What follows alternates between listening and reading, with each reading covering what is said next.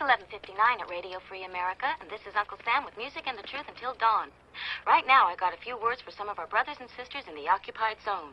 The chair is against the wall. The chair is against the wall. John has a long mustache. John has a long mustache. It's 12 o'clock, Americans, another day closer to victory. And for all of you out there on or behind the lines, this is your song.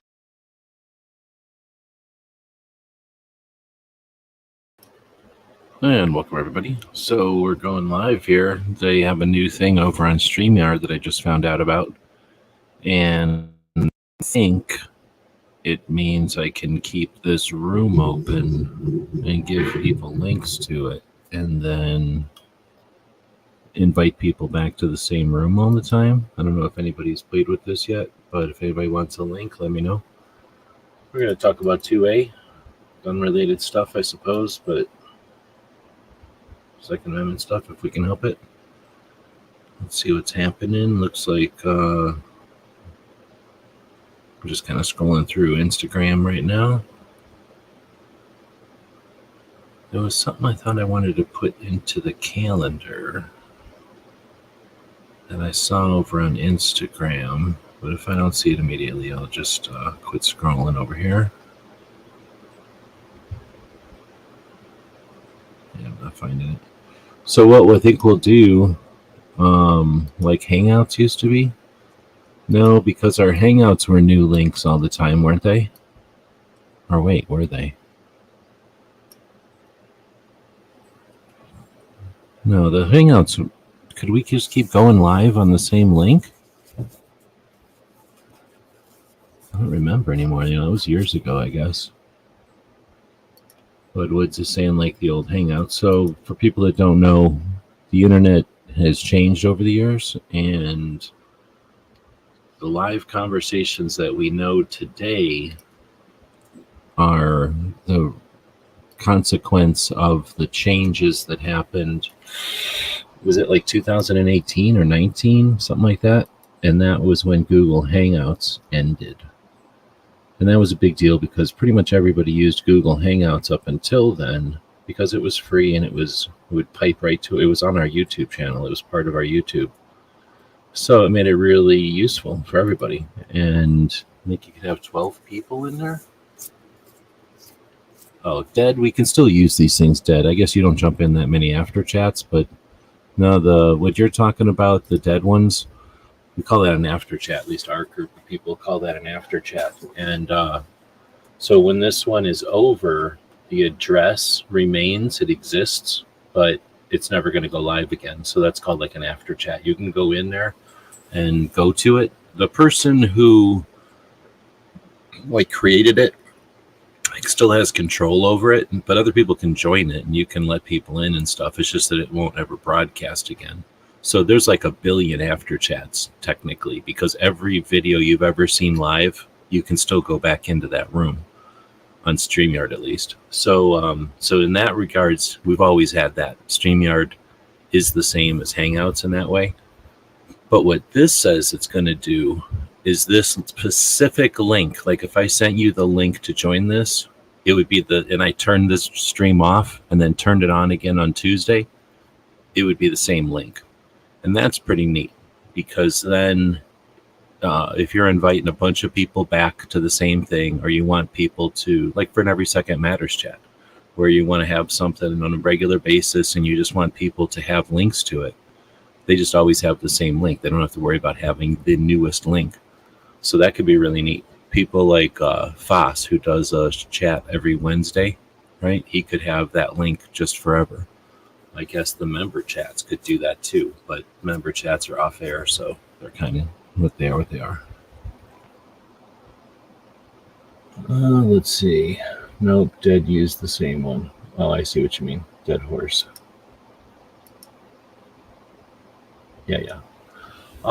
So anyway, I'm just seeing if this works, and I don't know, nobody's wanting to jump in, but I didn't know where to send the links, so I didn't bother just sending out a bunch of links. It actually confuses a bunch of people that don't use Instagram. If you send them a link on Instagram, turns out, 2 days from now, a month from now, whenever it is that they open up Instagram, they'll go, hey, what happened, huh? And they don't understand that the link that I sent out this evening was for a show that's happening live. People aren't as online as they used to be back in the old days, I guess. All right, so what I'm going to do is screen share since nobody's jumping in and do something here. We've been doing a lot of polls over on the YouTube.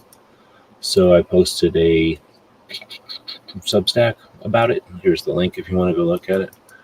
And, the polls are one thing, but the results of the polls are what it's all about. So let's take a look and see how some of these polls turned out. We did things on the best 2A organization. I actually do that one every month. I ask the same question. And, there's slight differences over the time. I posted this one because of the way Massachusetts is getting wailed on right now. Which state is in the worst situation? We got a Red Dawn one. Why is this thing popping up all the time? Which industry event is your favorite? And then followed up with some of the amount of money that each of the different organizations brings in every year. Asked about rallies, how effective you think rallies are in driving change. Which sport? I got actually a lot more response than I thought I would get on the sporting one. How often do you clean your firearms? That one I thought was interesting, but kind of expected results. When that guy did the Turkish Olympics thing, I thought, did that change anybody's mind? And then also did one on what's your favorite turkey gun? Let's see, we did what's your favorite finish? That one's kind of interesting. I had no idea what that would turn out like. What music do you listen to when you clean? Which inventor would you most like to hear an interview with? And then a hunting preference. And then we had a couple other fun ones. I actually wanted to get enough to fill this image, 16 of them, but I had to create a couple. So that's why we did a couple of the fun ones at the end there. Oh, and then I also did the one about that Reagan movie. I'm curious to see if anybody's going to watch that Reagan movie. I didn't expect much going into it, but I really liked it. It was actually pretty good. So how often do you participate in firearms training or safety courses? Monthly, quarterly, annually, or never? And never was the winner with 48%. Annually, 25%. Monthly at 16%, and quarterly at 12%. So that had 202 votes, and that's going to be a reflection of my audience and the tastes of the times, right? Like everybody thinks that I own a gun, so they're good to go, right? Oh, I've been to a square range and I can hit paper. I'm good to go.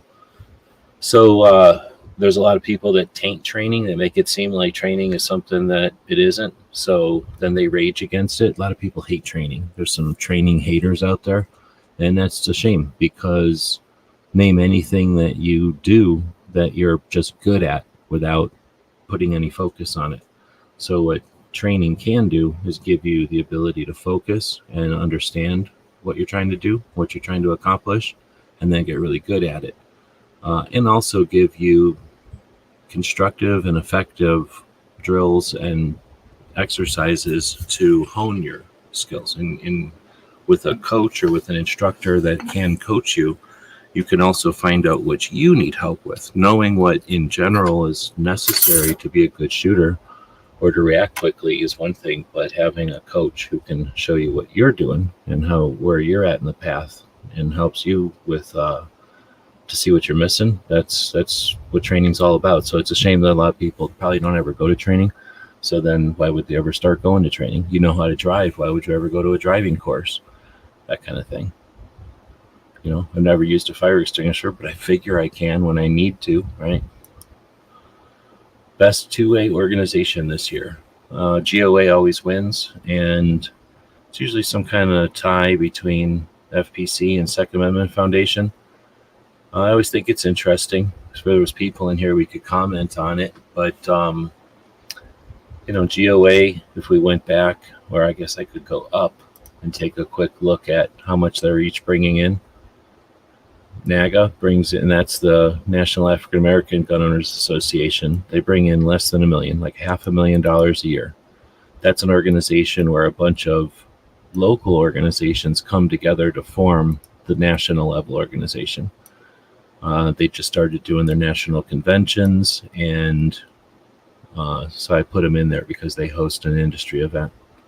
So then we got GOA coming in at 7 million. That's up from like 5 million the last time I looked. So the whole COVID and bullshit brought them up to a couple of more $1 million a year. But we're about to see they're on the low end. The only people making less money than them would be FPC, which are making about 5 million a year. And then, the Second Amendment Foundation isn't in here, but they'd be making like 12 or 14. And they host the Gun Rights Policy Conference, but I didn't put that in here because it's not an industry event. It's a advocacy event, and it is what it is. But I didn't put them in here because we can only put 4 things in Amazon and the YouTube poll anyway. So GOA brings in 7 million a year. NSSF, which does SHOT Show, brings in $57 million a year, but they do SHOT Show, and I forget how much of that, a majority of that is SHOT Show. Then you get the NRA bringing in $211,000 a year. Of course, they put on the NRA show each year, and I don't know what that costs, but something less than $50,000 because that's what SHOT Show costs, and it has to cost a lot less than that. But again, NRA runs a bunch of ranges, and they do a billion other things that nobody pays attention to. So, and that is what it is. It's down from 300 million years ago. And then there's USCCA, which puts on a tiny little CCW only event each year, and they bring in $290 million a year. They're our largest there's the largest gun-related thing. They bring in more money than the NRA. So when you compare those events, I asked people which of those events you'd like, and I don't know, do we have that one in here? I don't think we'll have that picture show up, but we can go look at the results of that if people want. But so SAF, Second Amendment Foundation, doing the Gun Rights Policy Conference, they've been doing that for a number of years, but it's just not even a blip on most people's radar. And even if it is, they don't acknowledge it. I don't know anybody that goes to it except for me. I guess Yankees going this year. Mike White's going. But really, nobody even wants to show up to it once they've been to it a few times. FPC doesn't do anything event-wise. And some people say they don't do anything. Dun, dun, dun. But then a lot of people love them. And then, of course, NRA, everybody takes them for granted. A bunch of people hate them. So they never win in the poll. I put them in there just in case, to see what people's insight is on them. But GOA always wins. And I think they do the best marketing for sure. But in addition to doing the event, what's GOA doing? Is the lawsuits all GOA lawsuits? Or, I know they have lawsuits. I know they do a lot. But it's just interesting to see that they're 72% of the 180-something votes, and they only bring in $7 million. Like, where's that $290 million? Where are those votes going? That's what I'm saying. So it's just interesting. And, is it that many people on NRA just aren't watching YouTube? I don't know. Yeah, if we had people in here, we could have a conversation about that. So does this Olympic experience change your mind on turkey guns? So watching that guy win the Olympics, just shooting instead of being all worried about his gadgets and his gizmos. So we had yes, maybe, no, or bleh. So 45% said no. Opinion remains the same. So I'm assuming that's a negative opinion. But you never know. Could be positive as well. 33% are now more interested in Turkish guns. We had blah coming in at 13% and maybe coming in at 9%. 1.8 thousand votes on that one. Look at the drastic difference. 200, not even 200 people vote for that one. 200 people vote for training. Both of these unpopular. Training, very unpopular. Most people that even vote are saying, I hate it, right?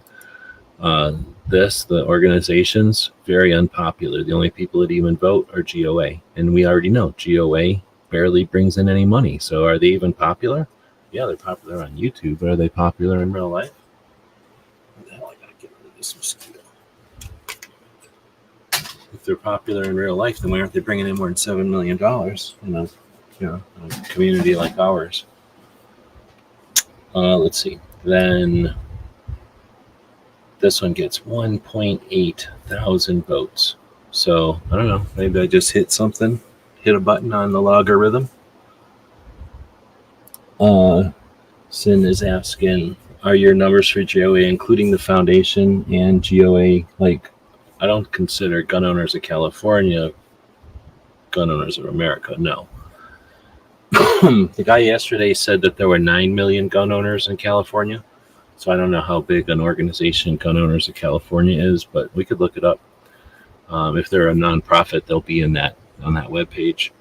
And the GOA Foundation, I don't know if they were in there. The first time I went through and looked at, the numbers for everybody, I did look for all the sub-organizations and stuff, because essentially I was looking for keywords like gun and firearms. So I was finding everything. But the last time I went in, like this recent time, just a couple months ago, I didn't take that much time. So I only went in and looked at the main, the tax return for like the main NRA one, the main GOA one, the main Second Amendment.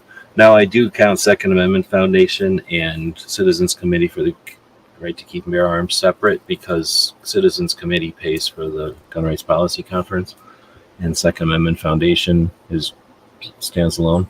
So I can smush those together sometimes when I'm counting them, because they are the same organization, kind of, but I'll separate them for when we're comparing the things together. Whenever I compare them together, I'm really trying to focus on the one in Colorado that nobody wants to talk about, that brags about bringing in $14 million, doesn't do shit, and how much the NRA brings in compared to everybody else, and everyone just wants to discount the NRA as if it doesn't exist or doesn't need to exist. But again, people aren't realistic. Where do you think all that money's going? It's not going to suits. It's a massive, massive infrastructure, and none of the other organizations are prepared to deal with that. But if I'm missing what you're asking for there, let me know. But thanks for joining. Arizona Women for Gun Rights. You're the delegate for Arizona, I believe, correct? So since we're doing that turkey one, I also did the turkey gun ones, and I don't know nothing about the shotguns. I don't know nothing about these either, but I put these in since I figured more people are going to care about the pistols than the shotguns. So we had the Canik, the Schmarzlamars, the Stoger, and the Gerson, and I must have picked up I think I picked up a SAR gun one time before, because I was waiting for them to bring out some patches or something, and I wanted to look like I cared about their guns. I don't know if I've ever even picked up a Canik or a Gerson or a Stoger. So I'm in the dark on all of these. Y'all can make this one decision. Only 136 votes, though. And the Canik wailed on everybody. 71%. All the other ones, SARS Malars, 13%. Stogier, 10%. And Gearsion, 7%. Right on. Thanks for helping out with that. Oh, I appreciate it. I'm just putting these numbers up as general indicators. I'm not trying to do like investigative reporting or anything, but just so that people understand the scope and the how big the scope and the scale of the organizations that we deal with. Because again, the Gun Owners of America just put together that goals group, that goals event.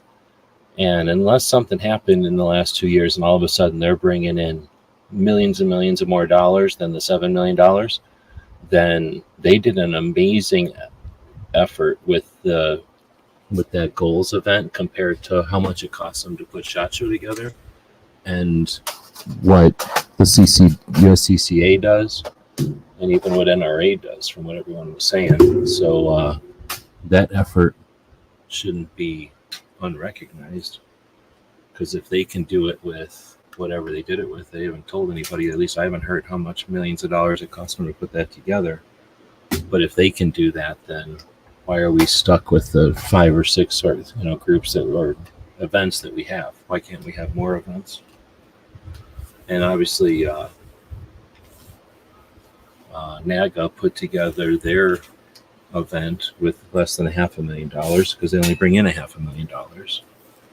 So anyway, I just like to have those numbers so that we can think about these organizations realistically. People always like to discount the NRA. Let's just throw away an organization that's $200 million as if that doesn't factor into our whole industry and community.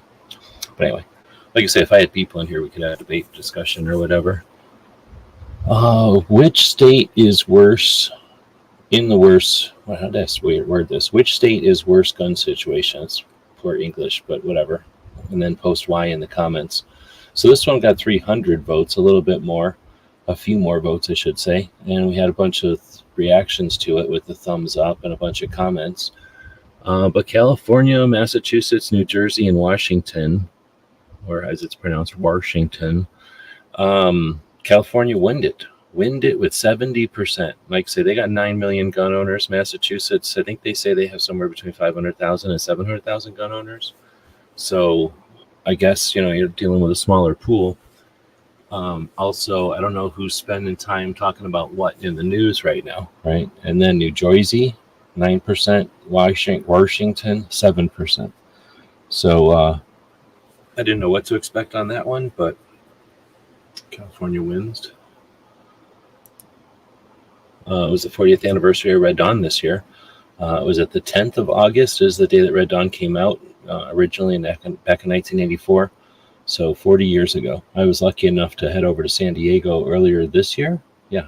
And check out the movie on the big screen. And that was pretty epic. It was actually really, really cool to see it on the big screen after all these years. And so it's kind of fairly fresh in my head still when the movie came, or when the anniversary came by. So I put in, I asked, are you watching Red Dawn today? 19% of people said, yep, for sure. 23 said if they can, they would. 51% said they wish they could, but they're too busy, and that's where I was too, because I'd just seen it earlier in the year.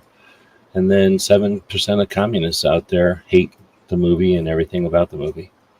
That one got 18 thumbs up and a bunch of comments, so pretty neat. Only 124 votes, though. Not that many people like Red Dawn. And I was thinking about it this year as we were chatting about it since, or at the time, and I don't think Red Dawn applies anymore. There's no Cold War that everyone understands as a humanity. The Cold War was a humanity ender, and nobody now thinks that that's an issue. They think that global warming is going to end humanity, right?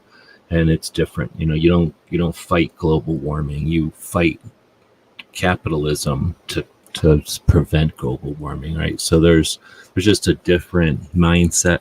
So Red Dawn probably doesn't appeal to people that don't know how to go camping and use their skills camping to survive long enough to take all the stuff from the communists and use it to kill them. But then they probably have no interest in killing a bunch of communists with their own shit. Just doesn't appeal to them. So I don't even think it's a shame. It's just, the way the things change. I'm sure our grandparents, probably thought Red Dawn was stupid too. Maybe they didn't because it kind of appealed to the French resistance, I suspect. But who knows? Anyway, so, sad to see that Red Dawn isn't a big deal anymore for most people. But for those that are interested, we'll continue to pay attention to it and hopefully one day meet Melius. People over at San Diego Gun Owners know Melius's daughter, so maybe one day I can meet her. And then through her, meet him, but we'll see what happens. I don't know I'm sure Sin is going to the Gun Rights Policy Conference. I'm still kind of up in the air. It's going to cost a lot of money, and I'm not floating in money at the moment, so I'm not doing anywhere near as bad as I was last year, but I'm still on the fence on whether or not I'm going out there. But if Melius's daughter was there and I had a chance to meet her so I could try to meet Melius, then that would make a big difference. If the people from San Diego Gun Owners are listening, just saying, you could sweeten the pot right there. So then I did a hunting one. I haven't done much hunting stuff, but I know a couple of people out there are hunters. We only got 168 responses on this one, but I just put out hunting preference: deers, waterfowls, upland birds, or something else. Because there's actually a lot of things out there, but I figured deer's pretty common big game critter. And then instead of putting like rabbits and stuff like that, because there's a bunch of little things, and instead of putting like all the other things like elk and everything else, I figured I'd go with birds and Yeah, I don't know if that was the best choices. Maybe there's some better choices to put in there. And then I put other, and nobody really, well, I shouldn't say that. 10 people replied, but I don't think at least I didn't get any ideas to do another hunting one. But if somebody has some ideas for a hunting one, let me know.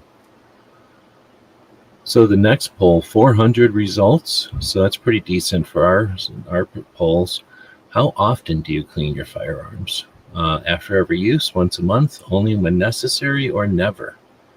And actually, I know people in every single one of these. So I don't know if there's a right or wrong. I mean, I know that there's righter versus wronger, but none of them are 100% right or wrong, honestly. So after every use is useless, it's unnecessary, and it can be detrimental, but it's also not going to be detrimental, and it's not that big a deal. So, but it is interesting to see 35% of people said after every use. That typically is new behavior. Like, I just bought this thing and I'm scared of it, or at least I don't know how to deal with it, so I'm going to make sure it's clean all the time.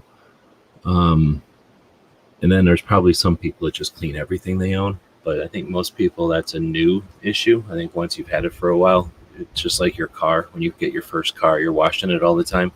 That's what car washes are for, people that just got a car. But after you've had it for a while, you don't care if that car's washed anymore. So I think it's the same way. Once a month or so, that one, it didn't surprise me, because I don't know why I even picked that one. I just wanted to have another option in here. But I don't know anybody that washes once a month. Maybe like once a season I could have put in there, like hunting season or after hunting season or before sporting, before the match, the season, what do they call them? The matches start or whatever. Or maybe at the end of a competition season or something. Only when necessary. I'm not surprised. I think that's when most people probably end up cleaning them. And then I'm kind of surprised to see that only 8% of people said never. So 49% of people said only when necessary, 35% after every use. And then 8% was both once a month or so, and also 8% was never. And I really thought never would come in second, because I honestly know a lot of people that never clean them, unless it's super necessary, or they're fixing them or cleaning them or something. Or not fixing them, but like modifying them or something. Let's see. Then we did a competition shooting one. I rarely ever talk about competition shooting either, unless we're like just talking about it in general. But I asked, which shooting sport do you enjoy the most? Because not everybody shoots all of them. And we had IPSC or IDPA. So essentially, one gun action shooting, then 3-gun, which is the same kind of thing except with a shotgun and a rifle at the same time. Well, in the same stages. Then trap and skeet, and then long range shooting. So normally I usually like to add 3 options and then let somebody pick, but in this case we just went ahead with 4 options, period. We got a lot of responses and a lot of thumbs up on this one. Kind of medium response with 200 votes. But 3-gun came in with 35%, and that surprised me. Long range shooting, 30%. IDPA and IPSC came in with 21%, and then only 14% for trap and skeet. I really kind of thought long range and trap and skeet would do a bit more. So that's an interesting one. But, this poll goes out to whoever wants to vote in it. I have no idea who's voting in them. All right, well, that's pretty much the ones that I had pictures of here. I'm trying to remember, let's see, some of these others don't really matter. The Reagan movie, most people aren't going to watch it. No, actually, most people are interested in watching it or waiting to watch it, and then a little less than half the people will never watch it. Let's see, then we had the hunting one we already did. I don't remember who. I think Browning won the inventor one. But I would really like to hear an interview with Remington for sure. This is a cool story. Colt for damn sure. Maybe the most for me. And then obviously Browning. Browning, I'm thinking, might be super boring. I'm just saying right now, John Browning might not be the most interesting dude to talk with. But I don't know. I mean, I don't think there is anything like a recording of him, but something about being at his museum and studying them over the years and stuff. I'm thinking he's probably not the coolest dude to hang out with. What rock or what music? I think it went rock, country, rap in that order. This one seemed to be pretty popular. I don't remember what the results were on it. I guess I could go look. Nobody's really saying anything out here, so I guess I'll wind it up. I don't do stuff just to do stuff. I try to get people to be involved and do things, on the internet together. So we had a lot of people watching on X, which is frustrating. Oh no, Sin was watching on X. Look at that. And she commented. Wow, awesome. That's very cool. Thank you. Number one is you are like the third person to ever comment from X. And that shows that it does work. So even though people on X are afraid to participate on the internet, you can do it, and it did happen. But yeah, most people are watching on X tonight, and that's what happens. They don't participate. So I'm not looking to just talk. So I'm going to wrap it up. If you're interested in this, though, looks like, what is this thing called? StreamYard has a thing now. So if people would have been interested to join, I would have sent out this link to them, and then that link would have been the same forever. And then they could have joined this room next week and the week after. So we'll see. Maybe I'll do this again next week. This actually worked out pretty well for me. I was doing some filming, and the stupid crickets were making so much noise I couldn't film anymore. So I figured I'd jump in here and try something. I kind of expected to go a little bit longer, but what do you know? We're going to end it. So thanks, everybody, for joining. Thanks, Sinlad, for joining us from Arizona here. DJ out there from Kansas. Woods was up in Washington. Gunmetal Kai. It's been a while. Are you in Texas? And if you're still out there, you let me know. And that's only people that chimed in, so I don't know who the other dozens and dozens of people are that are watching because you're scared to comment. But we'll, again, maybe do this next week. I definitely want to thank you. Thanks for joining in. I definitely want to thank the people that buy stuff over at the store. We did get some sales over the weekend, so I'm going to throw a link up. I guess I'll throw a link up, but I'll also throw a commercial up here for our store where we got a bunch of stuff that if you want to buy it, it helps us do what we do. All right, thanks again. Have a great night. Great week. GearWebsites.com is your source for firearms-based playing cards and books. We also have mugs, shirts, and posters with designs that we've made live. Of course, we have patches. Every Friday is Free Patch Friday. We appreciate your support. Thank you for shopping at GearWebsites.com.